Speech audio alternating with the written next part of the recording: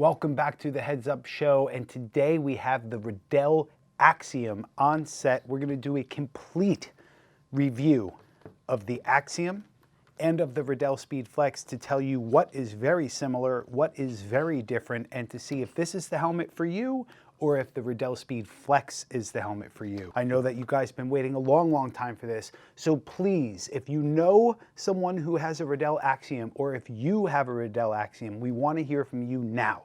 Hit that like button and share this video with your buddies that have the Axiom or the SpeedFlex, because I need real input from you. Team pricing for this starts around $750. I'm not sure what the individual retail price is, probably somewhere in the 900 or 1,000 range. The SpeedFlex, we sell them all day with a face mask. You can get them between $509 and up.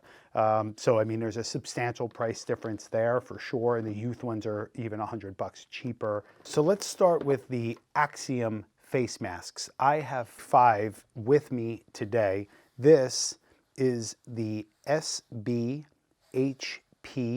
TI. The TI is for titanium. This is very light. This weighs 3.5 ounces. So this is the SBC TI, and this is the SBCS. So this is steel. This one is titanium. This weighs 50% more than this one does. So this is just over 3 ounces. This is over 5 ounces. Not a big deal when you add it all up, but when you hold them in your hands, the titanium version is significantly lighter.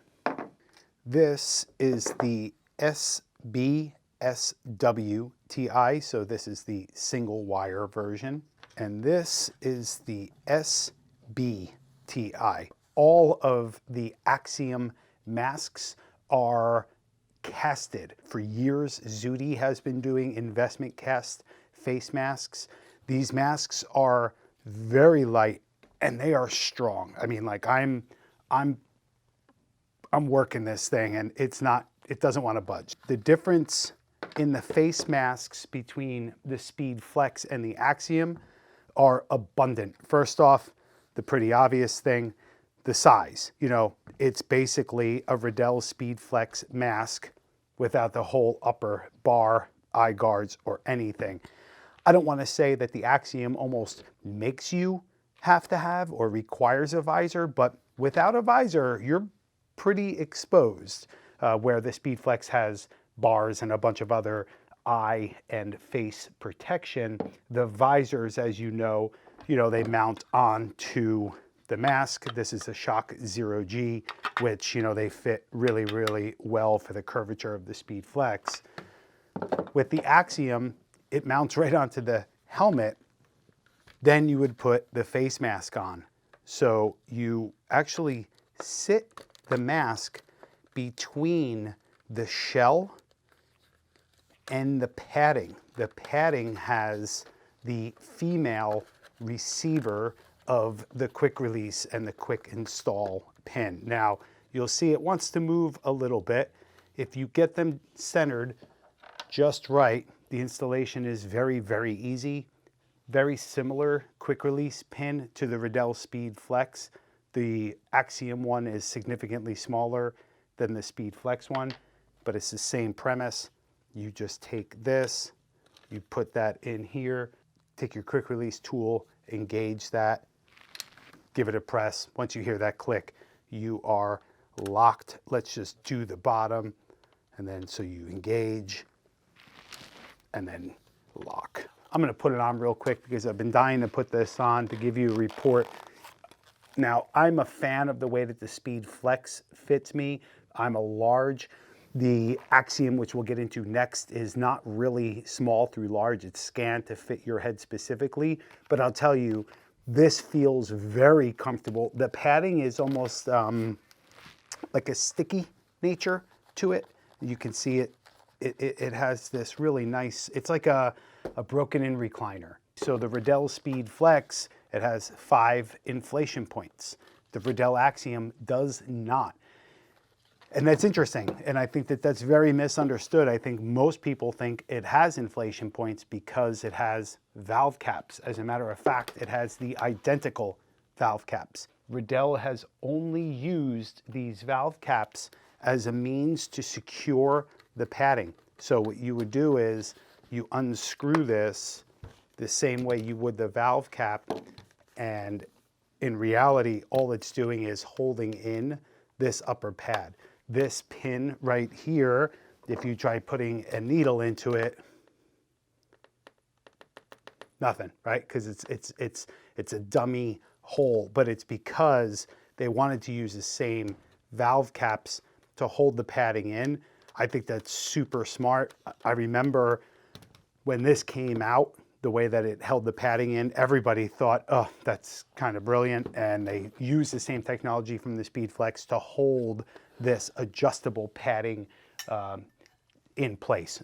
Pretty smart. So the visor, when you get one of these from the manufacturer, for now, that's the only way to get them.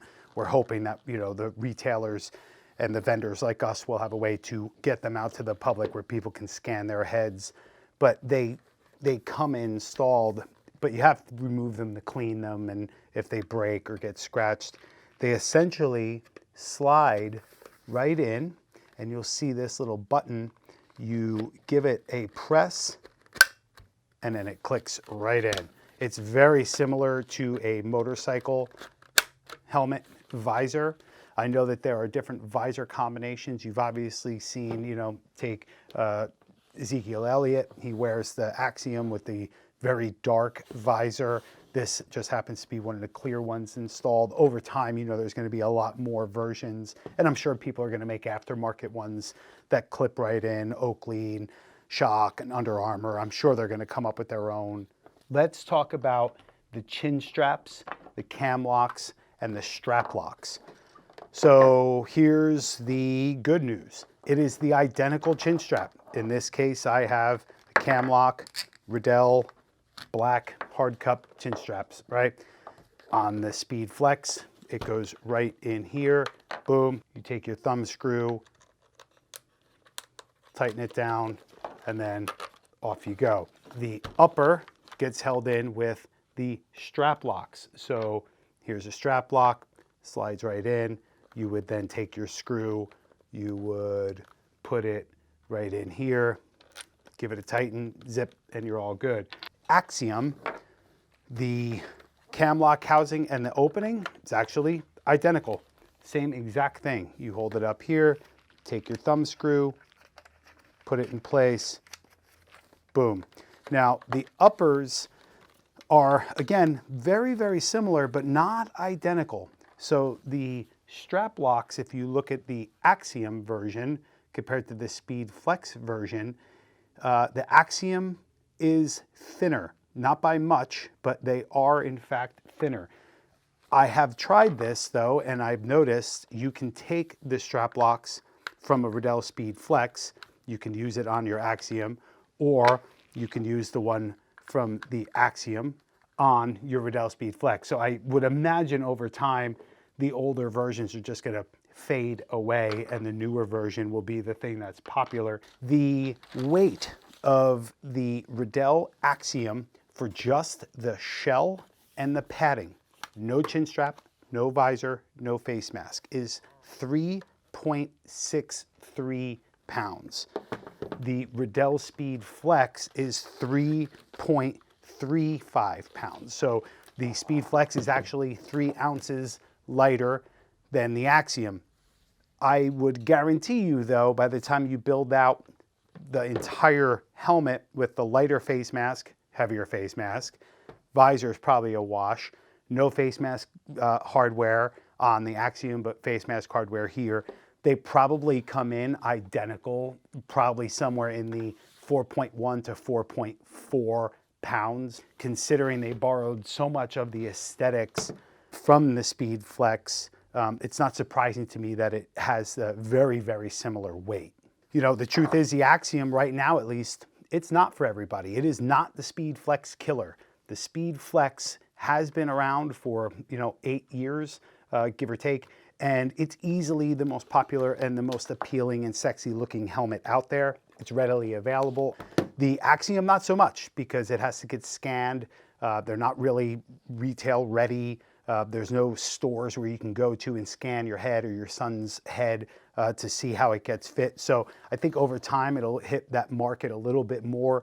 As far as I understand, there's not a youth version yet. I'm not sure what the youth version will entail. As soon as they come out though, we will try to get one immediately to do a really good breakdown. You know, what the comments we hear a lot about are, what about the decals? This might be tricky, right? It might be tricky to even put a wide center stripe, especially any sort of oversized decal on it. One way around it is we'll just figure it out, you know, just make your decals a little bit smaller so it fits in this section here. The same thing with this rear. They basically took this front flex portion and applied it to the back. Now, if you just made the decals work for the Axiom, you should be all right. And the truth is, whether you have a SpeedFlex, an Axiom, a Schutt F7, it doesn't matter. There's almost a certainty one of the configurations of your helmet and your decal combos, you're going to cover ventals anyway. So some people get upset about that when they buy collectibles and they think that they're not real or whatever. I mean, that is how they are on the field. A lot of the teams, they have to cover some of it.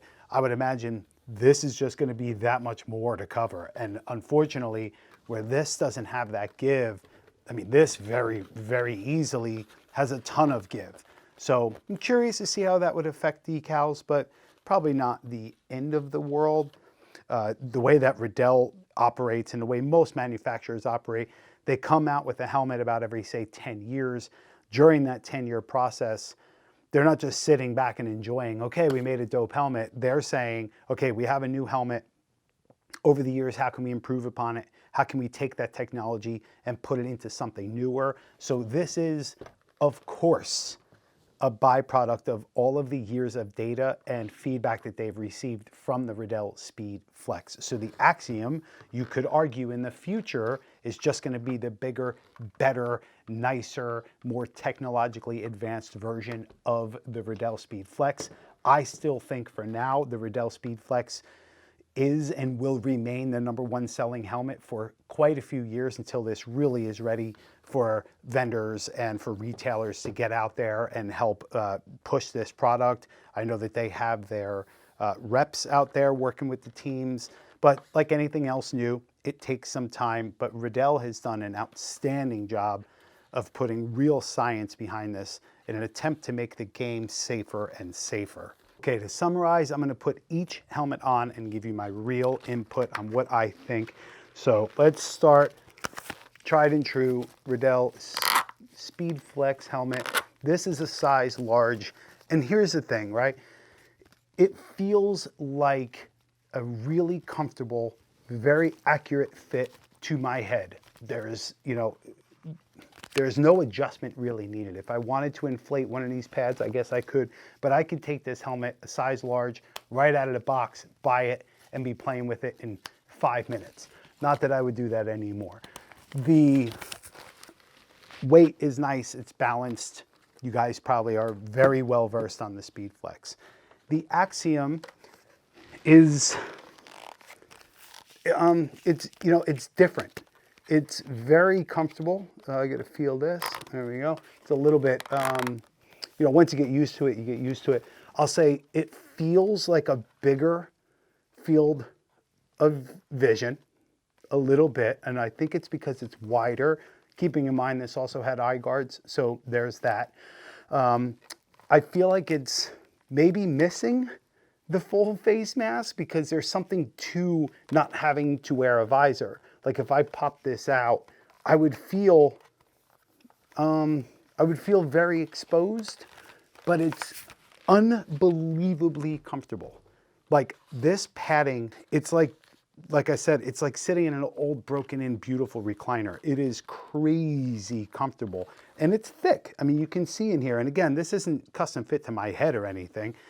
So I would imagine over time what they're going to wind up doing is building up a database of tens of thousands of helmet sizes and measurements, and then they're they're going to come up with 3 basic measurements of a small, medium, large. I would imagine that's where this is going to go.